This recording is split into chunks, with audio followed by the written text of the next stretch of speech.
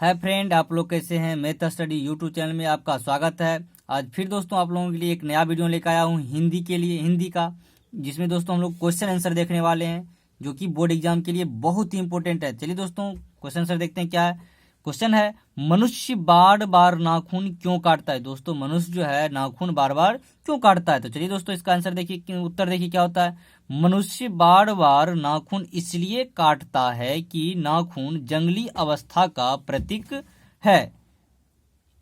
उससे लाभ के बदले हानि की संभावना ज्यादा बढ़ गई है। वह हमारी क्रूरता, असभ्यता और विकास के प्रतिकूल दिखता है।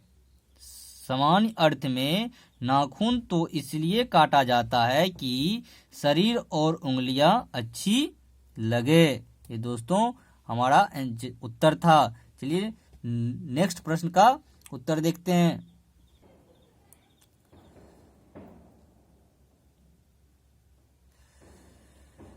सीता अपने ही घर में घुटन महसूस करती है क्यों। दोस्तों ये क्वेश्चन बैंक से लिया गया है। दोस्तों ये पूछा हुआ सवाल है। सीता अपने ही घर में घुटन महसूस करती है क्यों। इसका उत्तर देखिए। सीता के 3 बेटे बहुएं और पोते पोतियां हैं, मात्र बच्चों को छोड़कर उससे किसी को लगाव नहीं है। जब भी बच्चे आकर उसके पास खेलते कूदते तो बहू चीखती चिल्लाती है।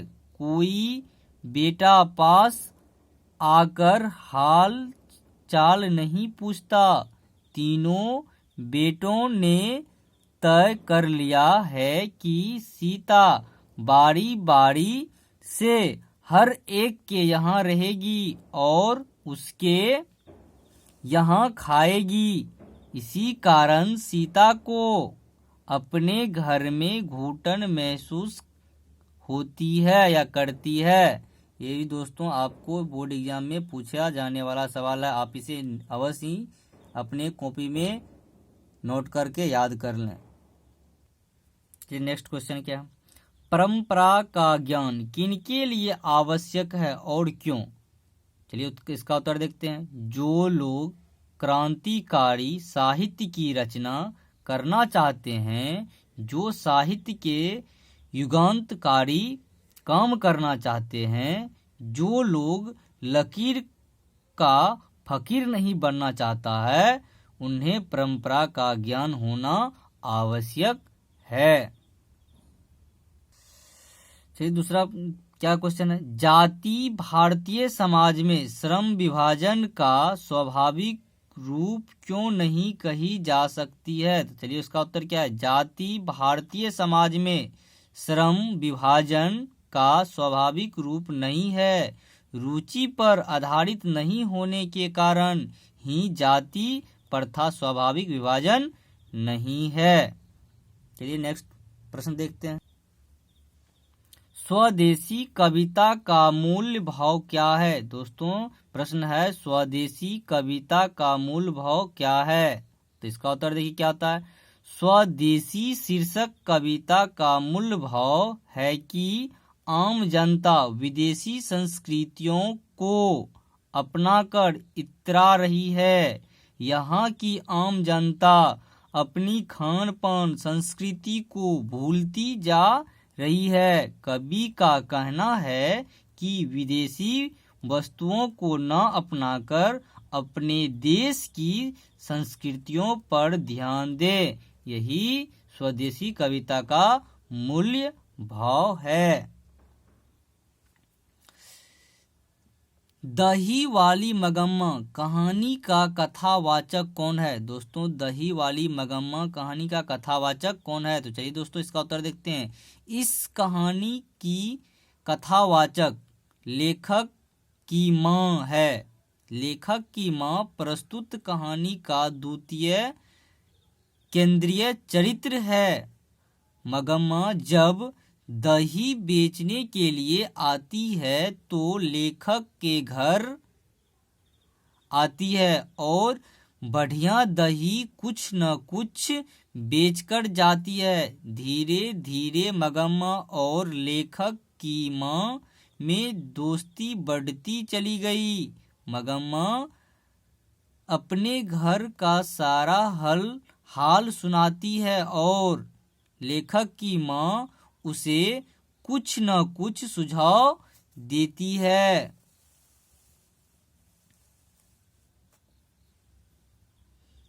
सास और बहू के विवाद से परिवार बिखर जाता है और बेटे को समस्त सुख देने वाली माँ बहू के आते ही बेटे से अलग हो जाती है। मगम्मा की बातें सुनकर लेखक की माँ का हृदय पिघल जाता है। ये दोस्तों आप लोगों के लिए बहुत ही अति आवश्यक है। सीता का चरित्र चित्रण करें। दोस्तों ये भी क्वेश्चन है, बार बार पूछा जाता है बोर्ड एग्जाम में। सीता का चरित्र चित्रण करें। तो चलिए दोस्तों इसका उत्तर क्या है। सीता जनक की पुत्री और राम की पत्नी तो नहीं है, लेकिन 3 बेटों की एक ऐसी असहाय और विवश माँ है जो उनके लिए बोझ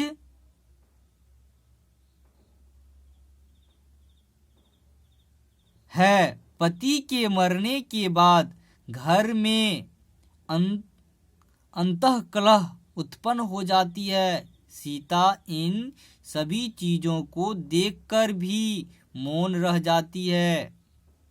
बेटे और बहू के दुत्कार के कारण दुखी रहती है, फिर भी उसे कोई शिकायत नहीं है। वह स्वाभिमानी है। स्वाभिमान की रक्षा के लिए वह घर छोड़कर चली जाती है। नेक्स्ट क्वेश्चन क्या है। भारत माता का ह्रास भी राहु ग्रसित दिखाई पड़ता है, क्यों। चलिए दोस्तों इसका उत्तर देखते हैं। विदेशियों द्वारा बार बार लूटने रौंदने से भारत माता का हृदय दुखी हो गया है। मुगलों के बाद अंग्रेजों ने लूटना शुरू कर दिया। आज यह दूसरों के द्वारा रौंदी जा रही है।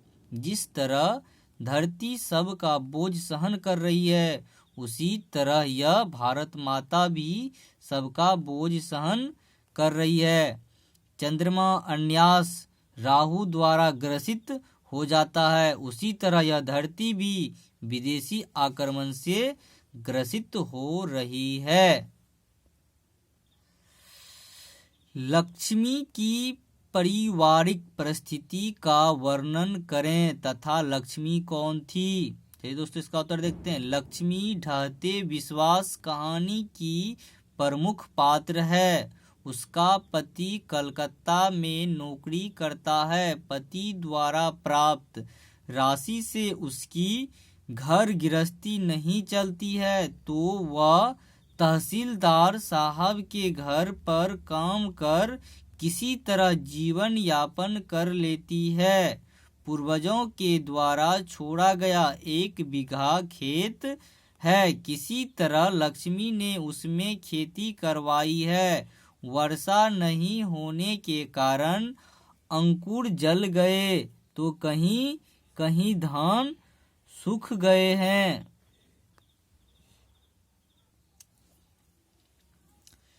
विष के दांत कहानी के शीर्षक की सार्थकता स्पष्ट कीजिए।